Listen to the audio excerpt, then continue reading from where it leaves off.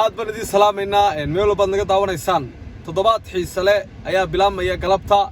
waa 9 ciyaarood waa 9 week waa 9 game ee ka hadhay horyaalka kulanba ka xiiso badnaan doona su'aalaha aan idin dhaafayo asxaabteeda halka ku xidhan waxaan idin rajeynayaa inaad follow gareysaan si aynu mar walba halkan uga wada socono idinka ayaan wax idinku ahay aad baad mahadsantihiin waxaan idin rajeynayaa 9 ciyaarood oo 9 midka ay midka kale ka kulushahay baa la gali doonaa laba kooxood baa CRB ku dhici doona oo heerka koobada yaad isleedahay way noqon doonaan laba kooxood oo heerka labaadana kor bay iman doonaan yaad isleedahay way noqon doonaan labada kooxood su'aalaha idinkan idin dhaafaya toddobaadadu xiisay leeyihiin sidoo kale waxa lagu dhawaaqayaa xulkii qaranka oo laga soo xuli doono championka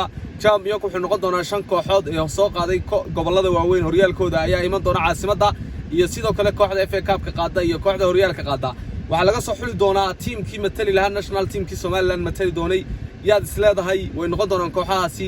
yaa ku guuleysan doona horyaalka gool dhalinta horyaalka laba ciyaartoy baa ilaa imika ku loolamaya oo gool ku kala horeeya yaa noqon doonaan su'aalaha soo dhan idinkan idin dhaafaya si ay sportskeena iyo kubadda cagtu qiimo u yeelato idinka u yeeli kara waxaan idin leeyahay fariimaha iyo intaba hoos baad nagu dhaafi doontaan maalinta idin wanaagsan